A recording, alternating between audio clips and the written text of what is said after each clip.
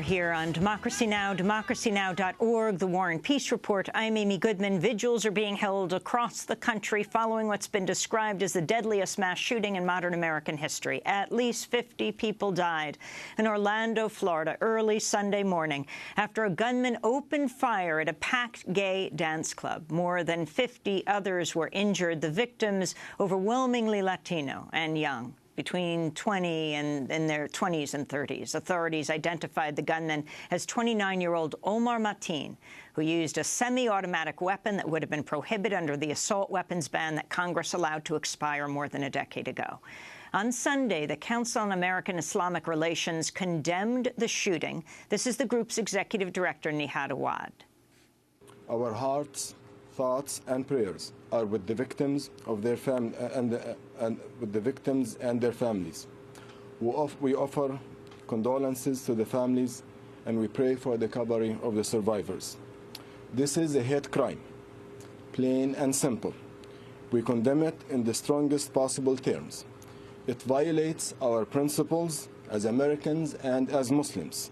Joining us now is Imam Da'i Abdullah, Executive Director of Mecca Institute, one of the first openly gay imams in the Western Hemisphere. Welcome to Democracy Now! Can you share your thoughts, Imam Da'i Abdullah, about what took place in Orlando, Florida this weekend? Yes, thank you, Amy, for inviting me. And I'm wearing black today because I'm still in mourning, because I want to give out condolences to the families and friends of and the community there, of the victims there in Orlando. And basically to say that overall, violence is never the answer to any type of response, but there are a number of different issues that in intersection lead to a major question as to why these things happen. It's not just because of an individual with just hate, but there are things that underlie the reasoning behind them so that they can choose to use violence as a way to make a statement. Can you talk about how the media is portraying what took place? I mean, when the words across the bottom of the screen, when people woke up yesterday on television, terror attack, you almost knew immediately it wasn't a white supremacist who did this, because it would have said white supremacist attack. Terror has become synonymous with Muslim in this country. Can you describe your response to hearing who is involved with this attack and what they're saying about Omar Mateen right now? Okay, well, typically, like any other attack that has happened, most Muslims, you know, there's a gasp of breath and they go, I hope that they're not Muslim. And there's times, as being a black male, that I hope it wasn't a black male that did this. So it's a very similar feeling. But the way in which the media has portrayed and continues to portray, it has gotten better.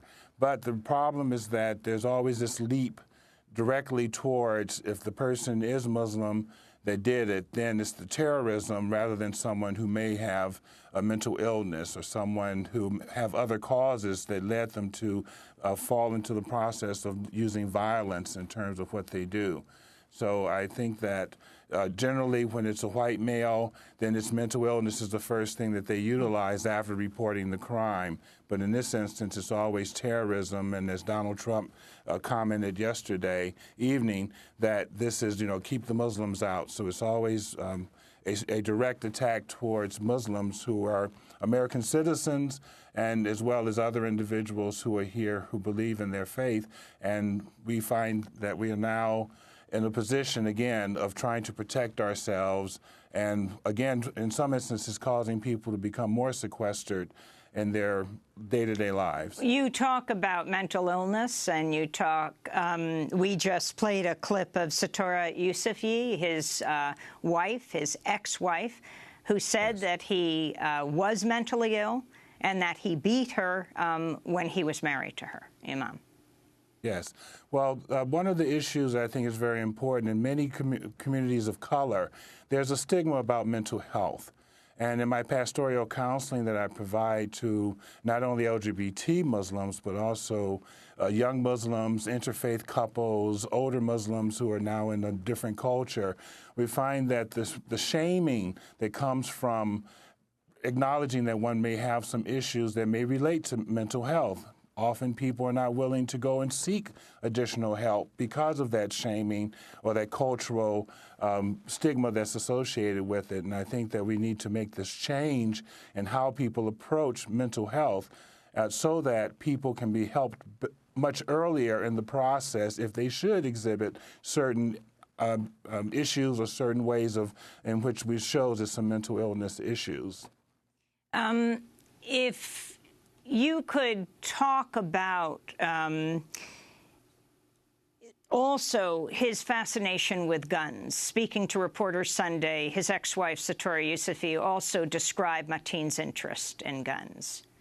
He wanted to be a police officer, so he trained with his friends who were police officers, and he had a license to have a gun in Florida. You're allowed to do that.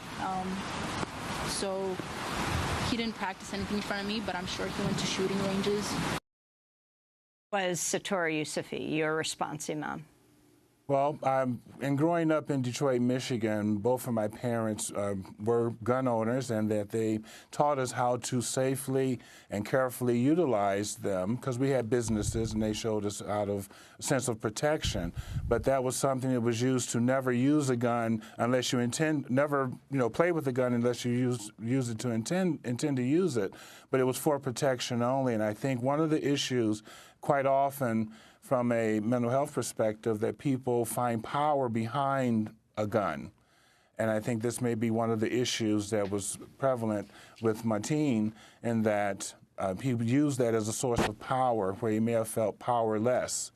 There are other speculations for reasons why he may have felt powerless too, which I'm not certain if they should even try to delve into until we have more information about it.